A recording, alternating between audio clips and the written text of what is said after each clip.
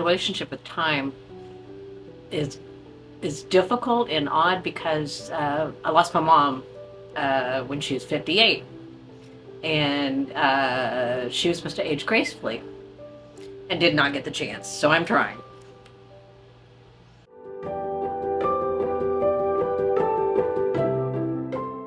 Fell into it because of the fact that I wanted a car, needed a car, an everyday driver, and some random dude at a car show said, "I got your car," and it's like a little two-seater, and I loved it, and I didn't want to be that person, and so on one of my trips back to DC, I drove on the way to the airport to where this guy's dealership was, and it's like, oh, it's a Mustang, it's huge, and he goes, just get in it, and I did, and I peeled out of the parking lot, and I giggled the entire time that I test drove the car. I gave him the keys to my car, took that car to the airport, gave the keys to my girlfriend, said have fun while I'm gone, and when I got back, the car had 500 miles, but I got invited to Carol Shelby's birthday.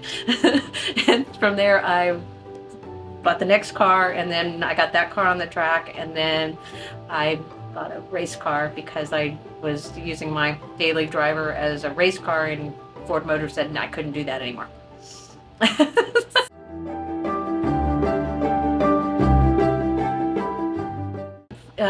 Carol was turning 80, and it was like I bought a Shelby, so I got invited, and then now those are my friends. I mean, they're not just acquaintances, they're my girlfriends, and we travel together, and we do events, and we raise money, and it's like, yeah, Carol was a funny man, had a nickname for me, punked me one time even, and so yeah, it's just fun, and it's something that I never thought I would be a part of.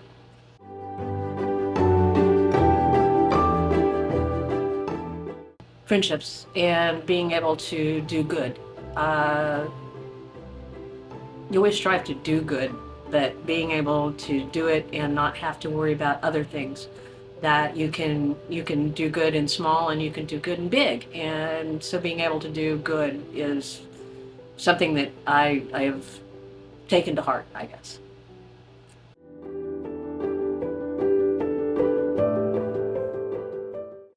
I was incredibly driven, started my own business, and then run my father's business when he passed.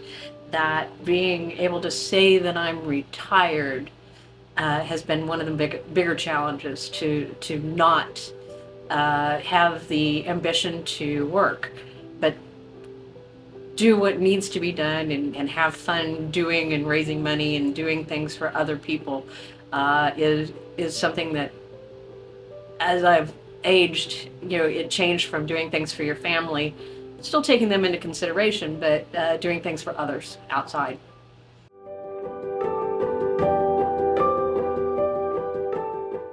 What have I checked off? I've checked off a lot. Racing on several different courses around the United States was one. I didn't even know until I was over 50 that was something that I wanted to do when I got to do that.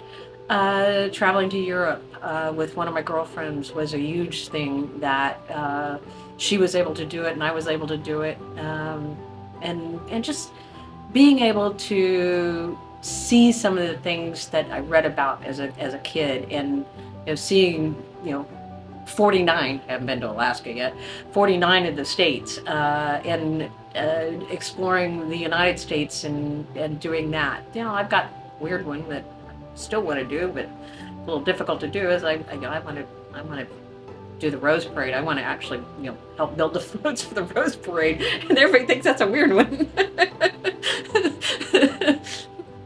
That's still on the list.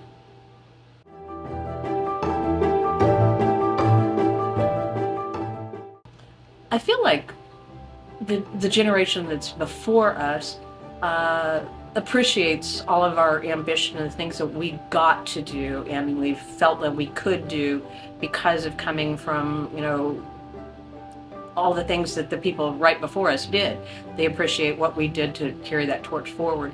And then the ones behind us, my kids just shake their heads at me in the fact that I still want to do the things that I did when I was younger, and I still can. I think that sometimes the generation maybe not the one right behind us, but the ones that are in their 30s don't appreciate all the things that we did in order to make their lives easier. That we did it quietly. The generation ahead of us did it a lot more loudly, and we just carried the torch and continued on.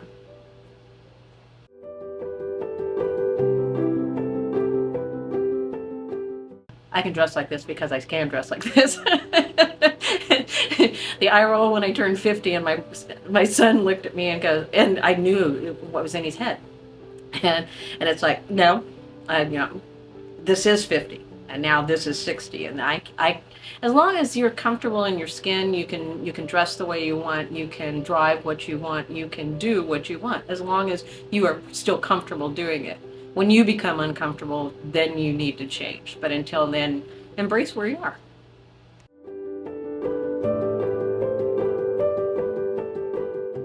Oh my God. I don't watch regular TV, so it's a little difficult for me to speak to that. In the fact that I think there's a misconception that everyone is the same and everyone has health conditions and everybody is losing their hair and everybody's a diabetic and it's like, because you reach this, and it's like, I think that once again, as long as we continue to be ourselves, the world will have to either catch us or we're just going to have to ignore it.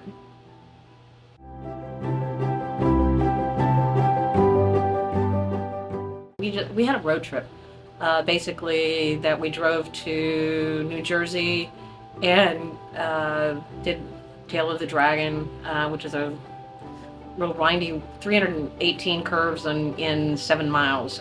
We did that forwards and backwards.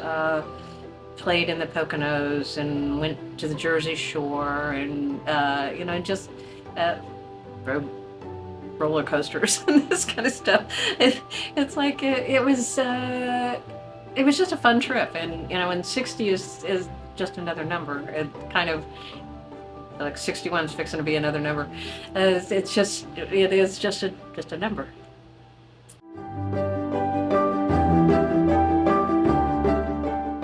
No, I probably am faster than I was, because when I had my businesses, it was sedentary. And now I can't even remember where I was last week, because I'm on the road so much, doing things that I love and with people I love, that it's an adventure, and I'm going faster.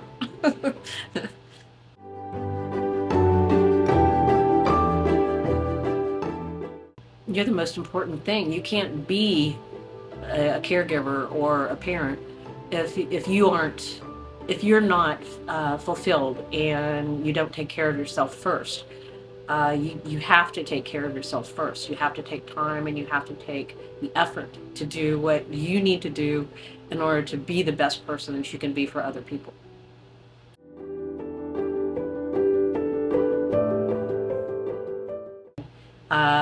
You feel beautiful, and it doesn't matter if you're wearing, overalls and flip-flops, and or you're wearing a beautiful dress. It's how you feel projects the beauty, not the other way around.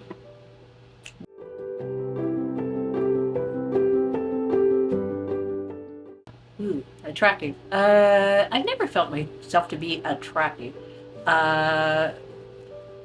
I have beautiful friends, and I am finally comfortable in my skin enough to know that I'm enough. I am good enough. I'm pretty enough. I'm just enough, and that's fine. I don't have to be the prettiest one or the most attractive one in the room. I won't ever be, but it's like being comfortable with who you are and who your friends are, knowing that you are who you are, and that's the best you can do.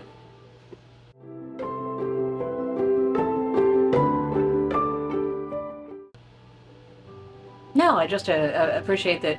At one point in time, way back when, I was I was a member of the the 30 under 30, and so this is bookending that, maybe. It's kind of good to be acknowledged for being over 30. by quite a way.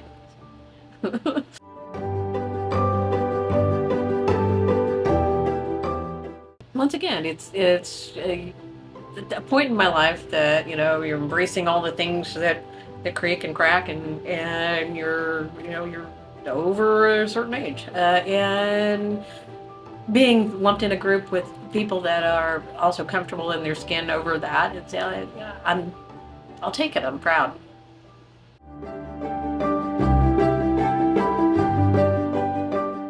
I'm glad I did it.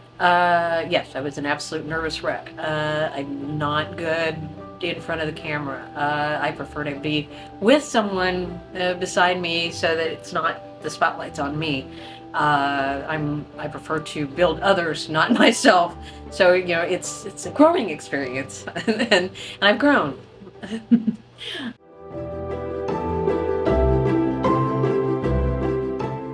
Do it. You're gonna get outside your comfort zone. Do it, because it ain't gonna kill you. Um, what do they say? If it doesn't kill you, you'll make you stronger. Boy, am I strong today.